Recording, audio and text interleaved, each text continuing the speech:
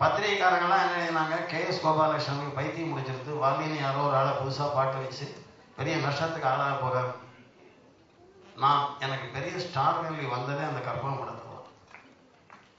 அதை யாரையும் டிசைட் பண்ண முடியாது. ஒரு பத்திரிகை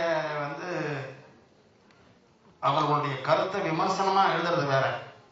பட் திடீர்னு ஒரு புது ஆளை அக்செப்ட் பண்ணிக்கிட்டு எப்படி, ஏன்னா நியூ ஹீரோயின் KR விஜயா, நான் ஃபுல் பிக்சர் எழுதுறேன், படப்பட்டிலாம் அப்புறம் தான் வந்தது.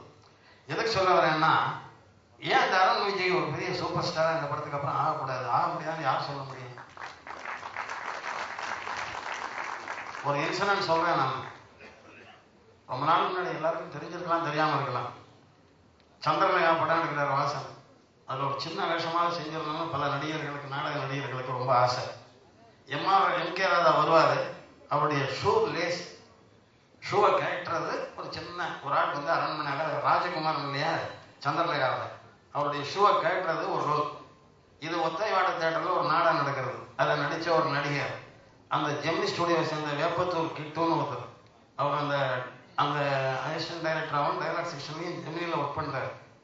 அவரை பார்த்துட்டு, சார் அந்த சந்திரலேகாவில் ஒரு சின்ன வேஷமாக நான் செய்யணும், இந்த ஒரு வேஷம் இருக்கு, நீ வாங்கியாந்தாரு. மறுநாள் இந்த நடிகரை நாடகத்தில் சில நடிச்சதை கூட்டு வாசன் கிட்ட கூட்டு போய் நிறுத்தினார். வாசன் பார்த்துட்டு, என்னையா நாடக நடிகர் உயிரியா இருக்காரு, இவரெல்லாமே இந்த ஒரு சீனுக்கு அதெல்லாம் சரியா வரான்னு திருப்பி அனுப்பிச்சிட்டார். அப்படி வாசன் திருப்பி அனுப்பிச்ச நடிகர் தான் சிவாஜி கணேசன். அதனால யாரு எப்ப எப்படி வருவாங்கன்னு சொல்ல முடியாது. அதே சிவாஜியை வச்சு அவர் மோட்டார் சுந்தரம் அதெல்லாம் அருமையான படங்கள்லாம் எடுத்தார். இப்ப எங்கேயோ ஒர்க் பண்ணிட்டு இருந்த சூர்யாவை பிடிச்சு மணிரத்னம் கூட போய் இன்னைக்கு நிறைய மணி சம்பாதிச்சு கொடுக்குற ரத்தனம் மாதிரி விளங்குறாரு மணிரத்னம் படத்துல வந்து. அதனால யூ கேனாட் ப்ரெடிக்ட் எனிதிங். சினிமாவில் யார் வேணா எப்படி வேணா வரலாம். அது ஏன் நான் குகநாதனையும் கலைப்புலி சேகர்னு சொல்றேன்னா, அவர் சொன்னார், வாலி சார் ஒரு 7 நிமிஷம் பாட்டு புராண கதையெல்லாம் வரணும் 10-15 நிமிஷத்துக்கு எழுதிட்டாரு.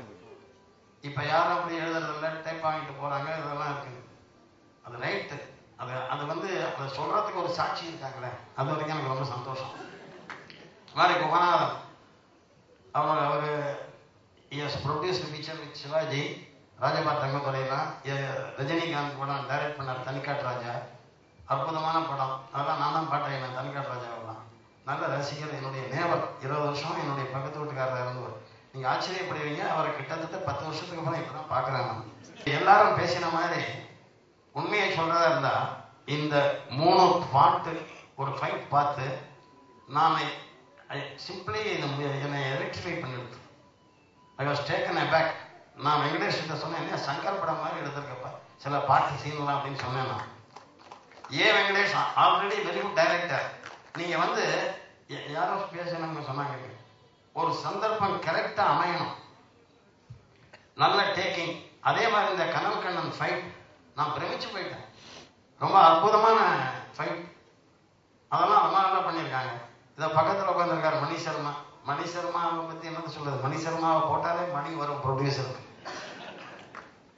பெரிய தமிழையும் தெலுங்குல நம்பர் 1. 20 வருஷமா அவர் ஆள் கிடையாது. தமிழ்லையும் நிறைய படம் பண்ணியிருக்காரு. அவருடைய ஆர்கெஸ்ட்ரேஷன்லாம் பிரில்லியண்டா இருக்கும். Mani Sharma is not an ordinary music director, celebrity. அவரெல்லாம் இதுக்கு மியூசிக் பண்ணியிருக்காரு. இந்த படத்துல நான் பாட்டு எழுதணும்னு வெங்கடேஷ் தான் கூட்டிட்டு வந்தாரு டாக்டர் மோகனை. மோகன் ரொம்ப ஃபைனஸ்ட் ஜென்டில்மேன், நல்ல ரசிகர், நம்மகிட்ட ரொம்ப மரியாதையா இருப்பார். எல்லாத்த விட பணத்தை உடனே கொடுத்துருவார். இவர் கேட்டார் கலைப்பொடி சேகரர், 15 நிமிஷத்துல பாட்டு நிறைய இப்பயும் எழுத மாட்டேங்கிறாரு. அவர் 10 நிமிஷத்துல பணம் கொடுத்தாரு எழுதினார். என்ன ஒரு பத்திரிகைக்காரங்க கேட்டாங்க, இந்த பாட்டு எழுதுறச்சே ரொம்ப பேர் சொல்றாங்க இல்லையா, நான் அப்படி யோசிச்சேன் இப்படி யோசிச்சேன், வானத்தை பார்த்தேன், ஆகாயத்தை பார்த்தேன், கடவுளை நடந்தேன், பீச்சில் உலாவினேன். அது மாதிரி என்ன கேட்டாங்க, பாட்டு எழுதிச்சே நீங்க என்ன நினைப்பீங்க? ஒரு 10 நிமிஷம் யோசிப்பேன் நான், அப்புறம் எழுதிடுவேன் அப்படின்னு. என்ன 10 நிமிஷம் யோசிப்பீங்கன்னாரு. இல்லை, இந்த ப்ரொடியூசர் கொடுக்குற செக் செல்லுமா செல்லாதா, எழுதலாமா வேண்டாமா, அப்புறம் நான் ஒரு டிசிஷனுக்கு எழுதிடுவேன். இதுக்கு ஒன்றும் மூளையே வேண்டியதில்லை. டைப் படிக்கிறவன போய் நீ என்ன கஷ்டப்படுறேன்னா, டைப் படிக்க தெரிஞ்சுதானே வந்திருக்கிறான் சினிமாவில், அப்புறம் பாட்டு எழுதுறது என்ன கஷ்டம்? சினிமாங்கிறது இஷ்டப்பட்டு கஷ்டப்படுற தொழில். என்ன சூர்யா ஏழையா, சிவகுமார் கோடிக்கணக்காக சம்பாதிச்சு வச்சிருக்காரு, ஏன் நடிக்க வர்றாரு? நான் I didn't come from a poor family. எனக்கும் வீடு நிலமெல்லாம் எல்லாம் திருச்சியில் இருக்கு. இஷ்டப்பட்டு கஷ்டப்படும். இப்போ யாரோ ஒரு டைரக்டரோ நடிகர் யாரோ பேசுறது சொன்னாங்க, எங்களுக்கு சினிமா தான் வாழ்க்கை, நாங்கள் சினிமாவை நேசிக்கிறோம். சினிமாவை நேசிக்கிறவனை தான் சினிமா காப்பாற்றும். சினிமா பணம் பண்றதுக்காக மட்டும் இல்லை, பணமும் வேணும். Survival is the important. சரி, நிறைய எனக்கு பாட்டு பணம் வருது, ஆனால் அந்த பாட்டு ஹிட் ஆகுதுன்னு நீங்கள் என்ன லாபம்? எனக்கு உழைப்பெல்லாம் வேணும். அந்த விஷயத்துல வெங்கடேஷனுடைய எல்லா படமும், நிறைய படங்கள், அவருடைய படங்கள் எல்லா படத்துலையும் நான் எழுதியிருக்கேன். இந்த படத்துல அவருடைய சாங் டேக்கிங், இந்த கேமராமேன் வெங்கடேஷ் தெரியும் எனக்கு. ஏன்னா நான் பாலச்சந்திரத்தை நடிச்ச பார்த்தாலே பரவசம் படத்தினுடைய கேமராமேன் அவர். அந்த வெங்கடேஷ் தானே. ஸோ நான் பெரிய ரோல் பண்ணதில்லை, எனக்கு அவருடைய டேக்கிங்லாம் ரொம்ப பிடிக்கும். அது வேற. மணி சர்மாவுடைய பெஸ்ட் மியூசிக்கு. தென் அருண் விஜய் ஃபைட்டெல்லாம் ரொம்ப பிரமாதம் பண்ணியிருக்காங்க. நீங்க ஒரு மனிதனின் மேல் புகழ் வெளிச்சம் அடிக்கிறதுக்கு ஒரு நேரம் காலம் வரணும்.